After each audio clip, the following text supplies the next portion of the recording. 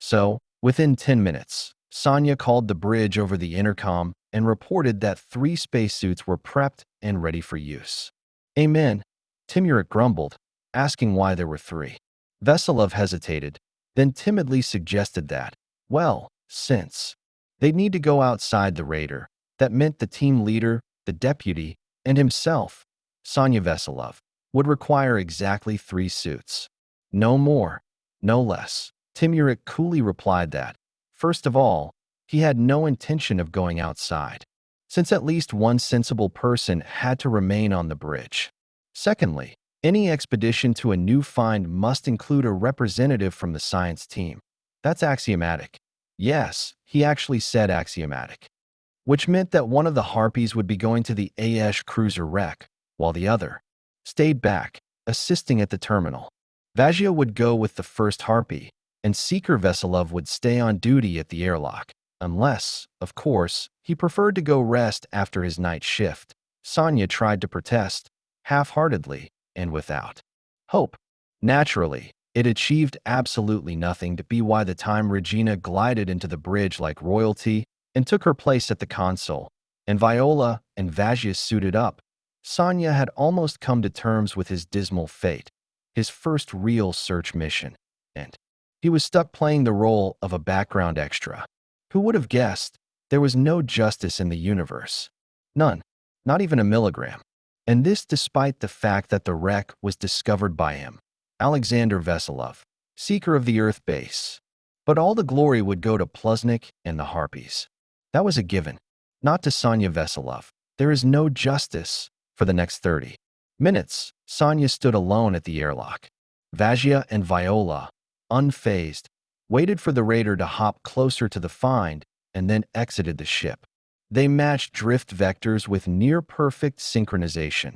When the space outside settled into normality and Pluznik gave the go-ahead to exit, the search raider and the ancient Ash cruiser wreck were separated by a mere 12 kilometers. The Seeker's suits were high-tech, no archaic jet thrusters, but gravity drives instead. Like miniature X-drives, except without the ability to breach dimensional barriers. The drive would lock onto a massive object and pull the suited person toward it, as if tethered by an invisible cable. If the object was lighter than the person, the raider itself would serve as an anchor, and the suit would push its wearer toward the target. Burning with unquenched curiosity, Sonya listened to Vajia's garbled exchanges with Pluznik, and then a miracle happened. Timurik, Shaliko's voice came over the line, sounding slightly puzzled. There's a ton to explore here. Send Sonya over, will you? Otherwise we won't be done in a week. Sonya nearly died from the sudden surge of hope. His chest tightened. As if under G-force training, his breath caught involuntarily. God, how desperately he wanted the boss to say yes. Sure, it wasn't exactly by the book, sending out over half the crew, but neither was dispatching a raider on a search mission with an incomplete crew. Staff shortages were a constant pain lately. At best, only 70% of the needed. Seekers were active on base. Everyone was working double time. Protocols? Who had time for protocols? You think it's necessary? Pluznik asked doubtfully.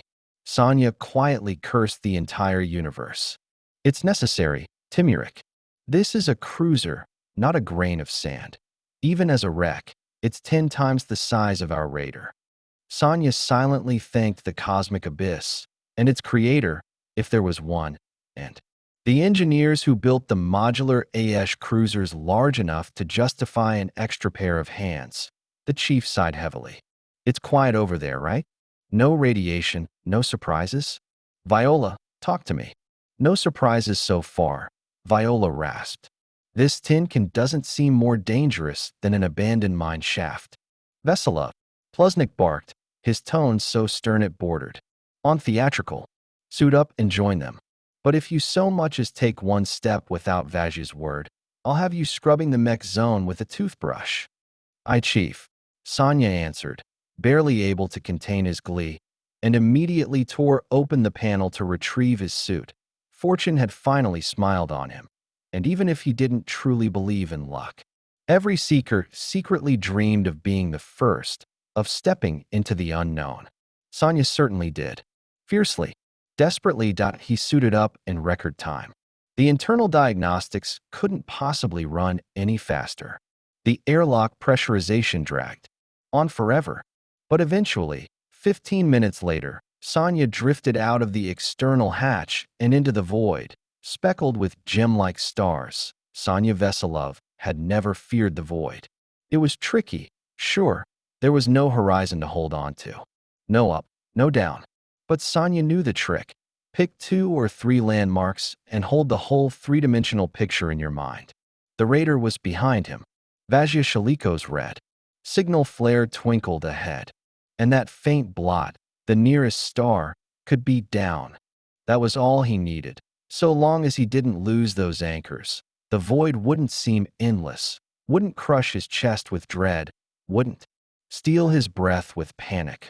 All fears, all failures, they began in the mind, in the subconscious of creatures used to solid ground or enclosed stations.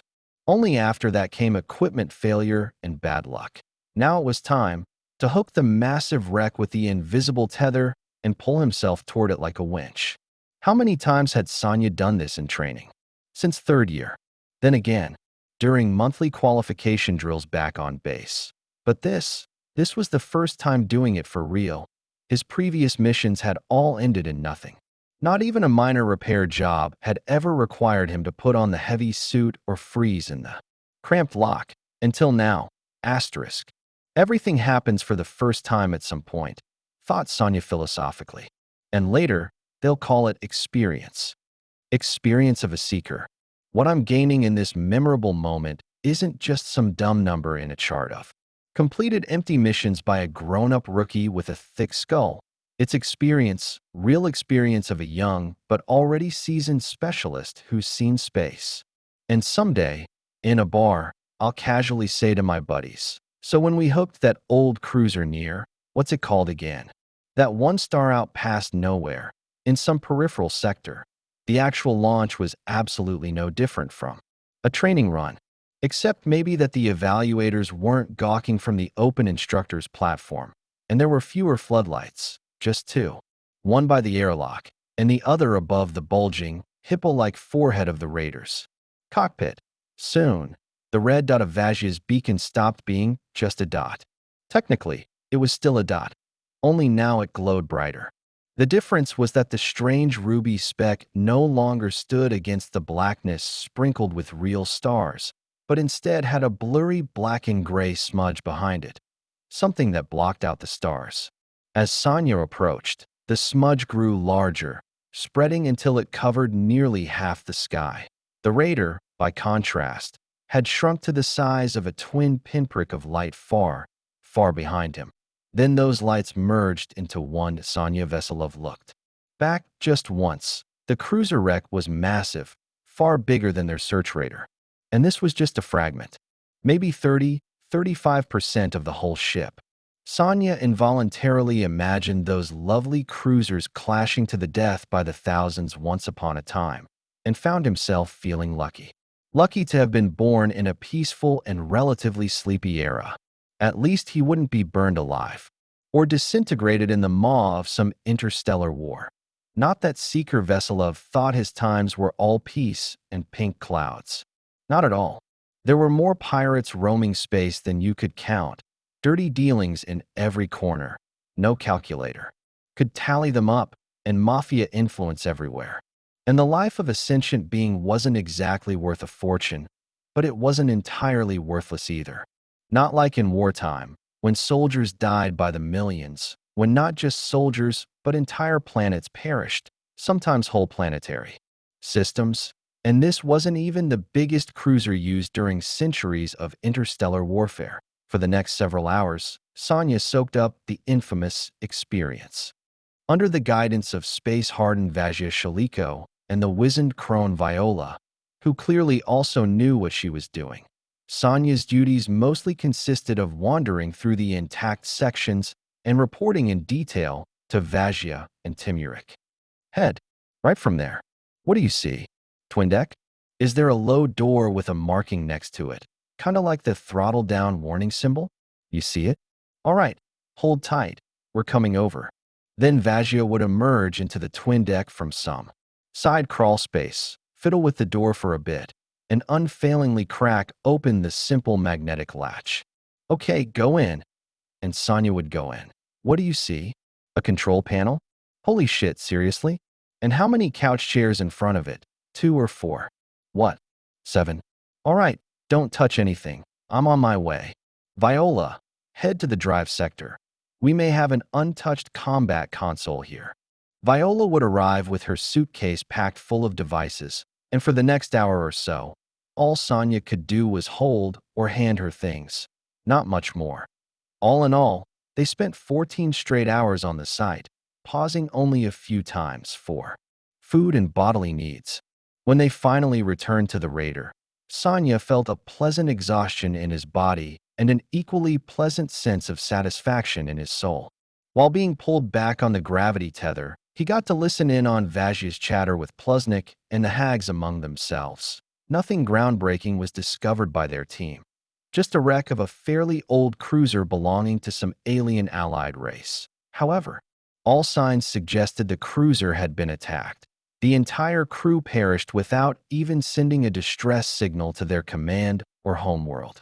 That meant this ship was officially missing in action, which also meant that some of the gear and equipment still housed components that remained classified to this day. Like that combat console from the section marked with the throttle down symbol. When a dominant Earth-seeker discovers and brings back such classified blocks, it usually ends with the technology's original owners providing Earth with some valuable intel. Usually, on the blocks themselves. Sometimes, on other useful matters, even. The discovery of a missing-in-action ship counts as valuable information. If nothing else, because despite troubled times, the Alliance still honors those who fell in the old war. So the Earthlings would definitely get something out of the Ayeshi. And finally, perhaps the most intriguing thing, the science hags argued hotly over what exactly caused the cruiser's destruction. They claimed the Ayeshi ship had been sliced into 2 uneven halves by some unknown force, and done so in a way that caused total depressurization of the smaller surviving section. The Ayeshi are a crystalline life form, adapted to temperatures that would be deadly to humans. But even for them, vacuum is lethal. That's why the crew died. But what kind of deadly force could have sliced the cruiser? That, Sonya suspected, was what really preoccupied his senior colleagues. They thoroughly combed through the accessible parts of the data archive. A real-time request to the nearest Ayeshi data relay bore fruit too. It included a reference to the missing cruiser. Not long afterward, Supervisor Plusnik issued Sonya Veselov a second order to scan the surrounding area. And this time, though, not in the second minute, but rather the 14th, Sonya got lucky again. The detected object was minuscule by cosmic standards, a cylinder about 1.5 meters long and 40 centimeters wide. Give or take, at such a distance, even the SWIGG superscanner had a margin of error. Plusnik scratched his head in confusion. The scanner refused to identify the find. It simply reported that there were no registered technological analogs. The radar didn't pick it up at all, showing empty space. Most likely, the cylinder was simply absorbing the beam. Asterisk. After a week of forced idleness, the seekers were always eager to work around the clock. That's why Vajya Shaleko was immediately placed at the team leader's terminal. Viola took over the library console. Sonya was told to resume his duty at the airlocks, ready to assist when needed. As for Plusnik and Regina, they suited up and headed out toward the second find. They left the scanner running. N01 knew that the teleportation beacon, launched by ancient titans, had activated the very moment the search raider crossed the barrier, and that only a fraction of time remained before the raider entered the portal's field. Plusnik and Vajia were conversing. Sonya listened in. The Megiras had likely switched to a different channel and were discussing something among themselves, something arcane and specialized. Listening to the Megiras was boring. Sonya could make out only the pronouns and adverbs. The rest was pure science, way above any university level. But the senior seekers, those were worth listening to. Sonya did so with bated breath, mouth slightly open, as if that would help him understand better. The Measura's voices faded and lost clarity. The intercom tuned to the team leader's channel. The Ayashi already know. We did request their Svodari, after all. So, if I were you, I'd notify the nearest military flotilla, Vazia was advising. Plusnik stayed silent. Meanwhile, Sonya Veselov strained his memory, trying to recall which nearby human settlement was large enough to host even a remnant of the former space forces. Kalinovka SH? Or maybe Vermalinha? You're probably right, Vazia. The team leader finally agreed. His agreement didn't come easily, you could tell. But Timurik was one of those people who could be persuaded by reason, assuming the arguments weren't empty. Yeah, you're right. To hell with the glory of discovery. The bonuses aren't going anywhere. When there's a human cruiser in the neighborhood, it puts one's ass at ease. Veselov had two completely opposing thoughts about this. His youthful ambition as a seeker clashed with his natural caution. Even cowardice. Sonya didn't like taking unnecessary risks. As a cadet, he had somehow gone 4 years without getting into a single fight. He constantly tried to smooth things over with his peers. His knack for primitive diplomacy was unmatched. Some had even pegged him as a future contact officer for newly sentient species. But that hadn't worked out. In the end, Sonya was assigned to a search crew. What's the nearest base? Kalinovka? Plusnik asked. Fakau. Vazia replied confidently and without hesitation. 136 light years. Right. Veselov mentally slapped his forehead. How could? I forget Fakau. Should I contact them, Timurik? You. That was when Takir Plusnik stepped into the altered space of the portal zone. Not the center, closer to the edge. A second later, the scientist Regina slipped into the portal as well. 2 blips simply vanished from the ops radar. One more pulse bounced off their bodies. The following few caught only Regina. Then the radar went clean. Timurik? Vazia asked uncertainly, staring at the radar screen in confusion. Just seconds ago, 2 dots had been clearly visible on the tracking sphere. Now nothing. What the hell? Vazia muttered, pulling up the gravity anchor control. The display showed zeros across the board. No one was using the radar as a reference point for suit thrusters. The ship's quickmail browser was forgotten, even though just a minute ago, Vazia had been about to contact the Fakau government. Where did they go? Asked Viola from the library terminal, not addressing anyone in particular. You're asking me? Or was that rhetorical? The scientist shot Vazia a deadly glare, but to everyone's surprise, she said nothing.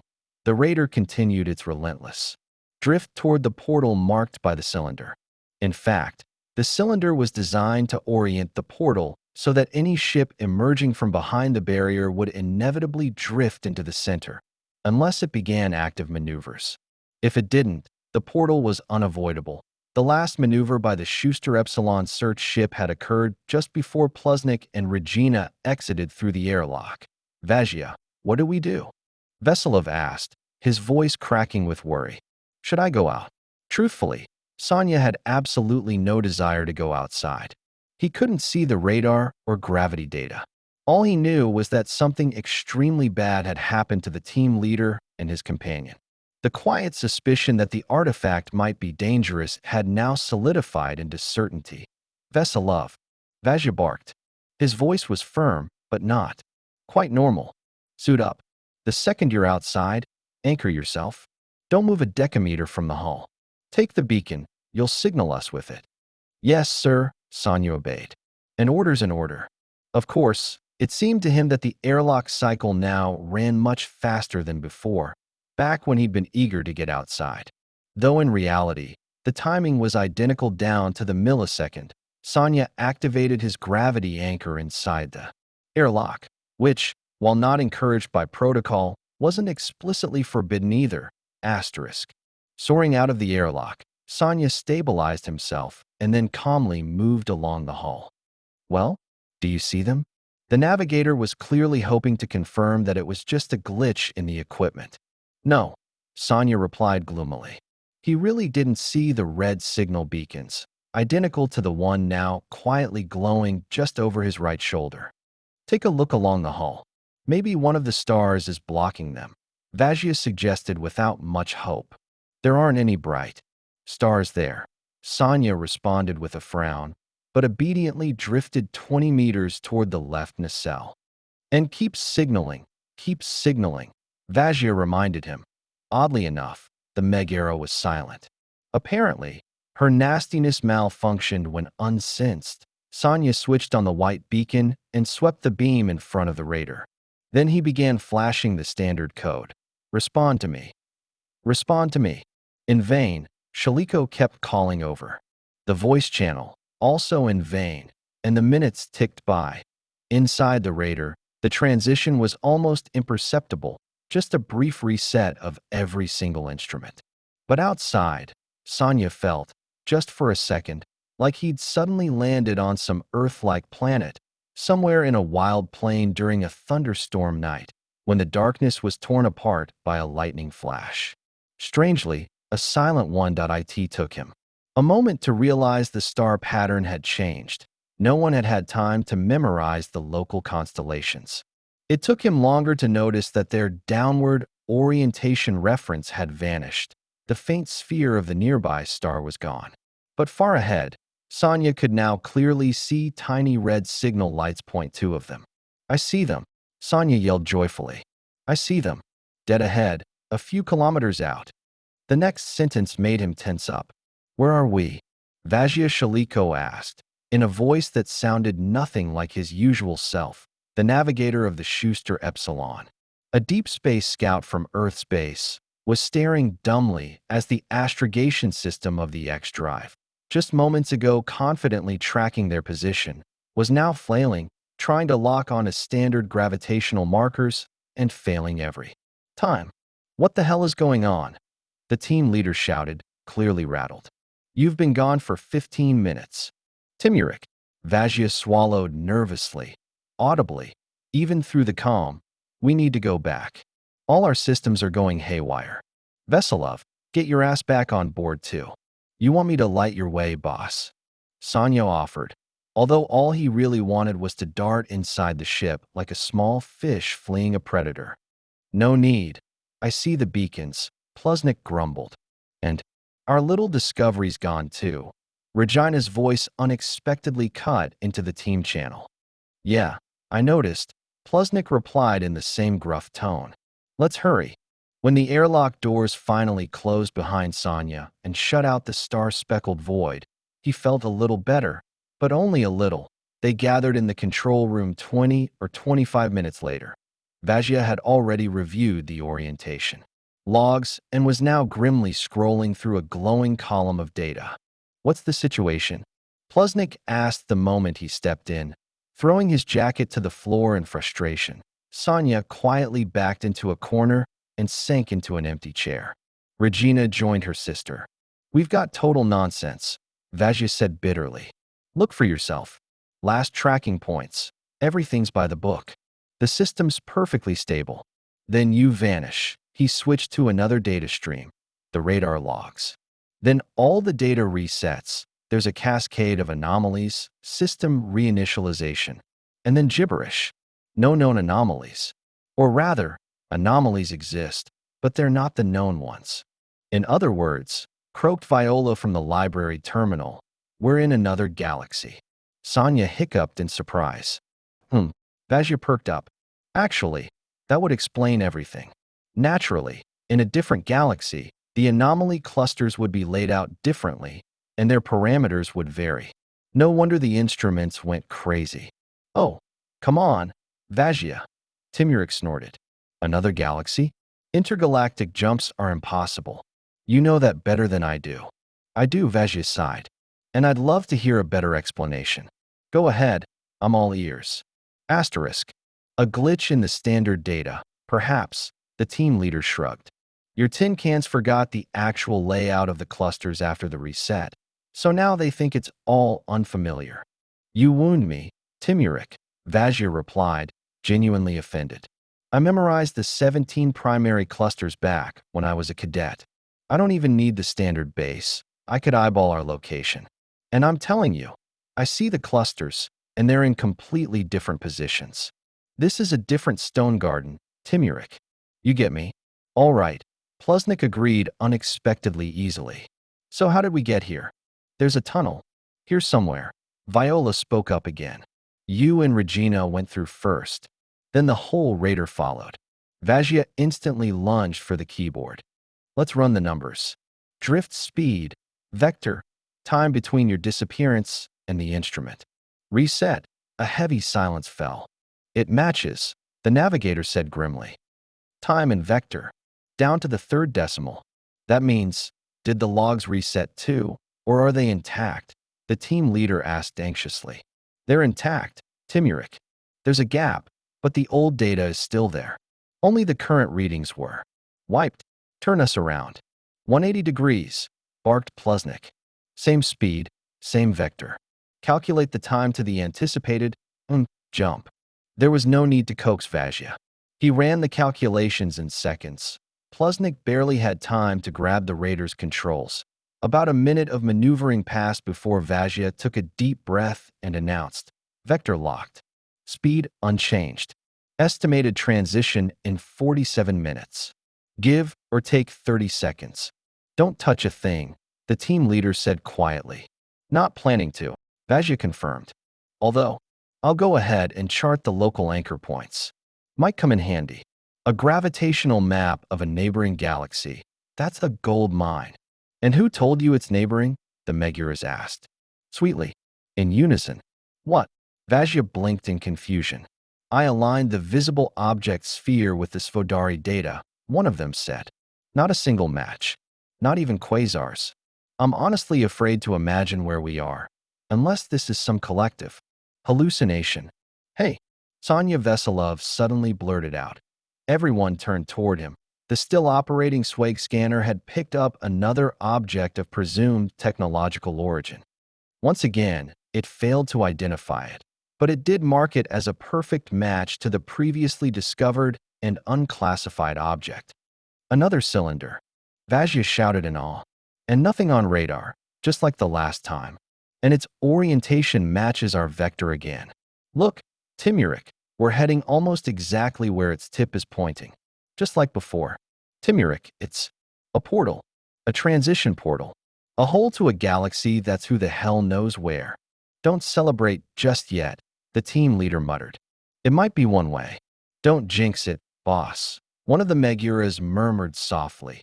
Even they didn't fancy the thought of vanishing forever into some incomprehensible abyss, where not even the comforting echo of familiar quasars could be found.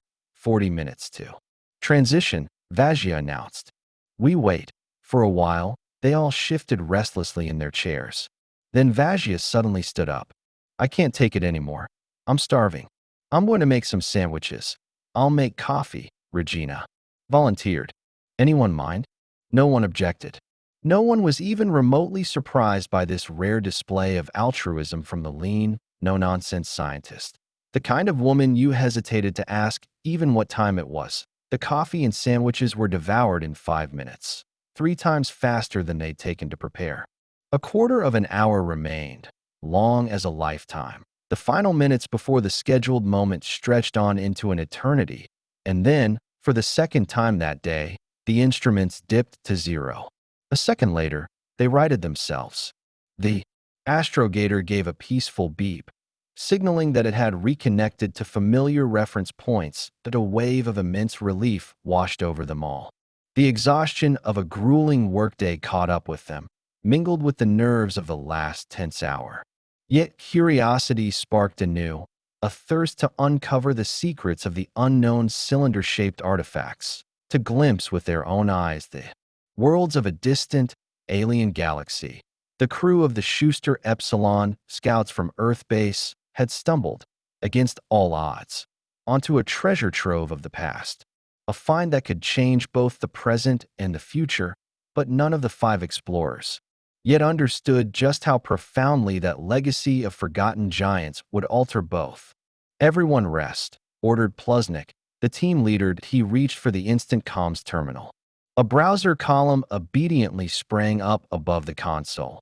In the address field, The location of the nearest inhabited world of Earth's dominion glowed in red, Focau, asterisk.